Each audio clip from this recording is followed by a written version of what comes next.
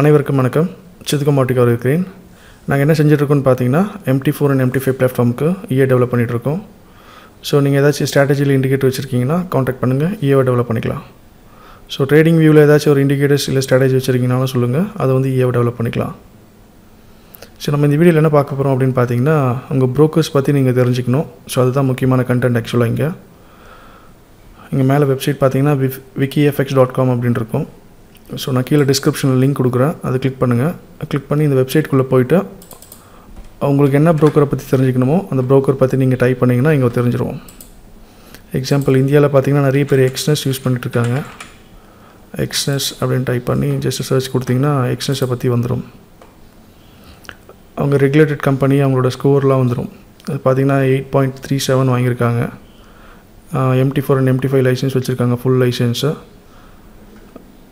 பார்த்தீங்கன்னா எங்கெந்த கண்ட்ரியில் ரெகுலேஷன் பண்ணியிருக்காங்கன்னா இந்த சிப்ரஸில் ரெகுலேஷன் பண்ணியிருக்காங்க. இது மாதிரி சவுத் ஆஃப்ரிக்கா அந்த மாதிரி சில கண்ட்ரீஸில் வந்து ரெகுலேஷன் பண்ணியிருக்காங்க. ஸோ நீங்கள் இதில் முக்கியமாக என்ன பார்க்கணும் அப்படின்னு பார்த்தீங்கன்னா யாரெல்லாம் ஆஸ்திரேலியனில் வந்து ரெகுலேஷன் பண்ணியிருக்காங்களோ அவங்களாம் வந்து கொஞ்சம் நல்ல ட்ரஸ்டபுளான கம்பெனிஸாக இருப்பாங்க. இவங்கெல்லாம் இதில் ரெகுலேஷன் ஃபார் எக்ஸாம்பிள் இங்கே பாருங்கள், இவங்களாம் வந்து ஆஸ்திரேலியாவில் வந்து ரெகுலேஷன் வாங்கியிருக்காங்க. இந்த கம்பெனி பேர் என்னது,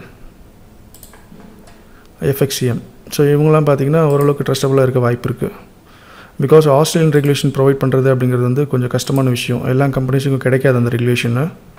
ஸோ இது போல் நீங்கள் ட்ரேட் பண்ணிகிட்டு இருக்க கம்பெனியை பற்றி நீங்கள் போட்டிங்கன்னா அந்த கம்பெனியோட டீட்டெயில்ஸ் வந்துடும், அது எங்கெல்லாம் ரெகுலேஷன் பண்ணியிருக்காங்க.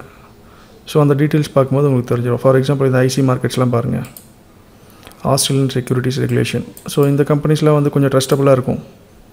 ஏன்னா நான் திரும்ப சொல்கிறேன், ஆஸ்திரேலியாவில் வந்து அந்த ரெகுலேஷன் கொடுக்குறதுன்றது கொஞ்சம் கஷ்டமான விஷயம். அதனால் பார்த்திங்கன்னா அந்த மாதிரி கம்பெனிஸ்லாம் ஓரளவுக்கு நல்ல ட்ரஸ்டபுளான கம்பெனிஸாக இருக்கும்.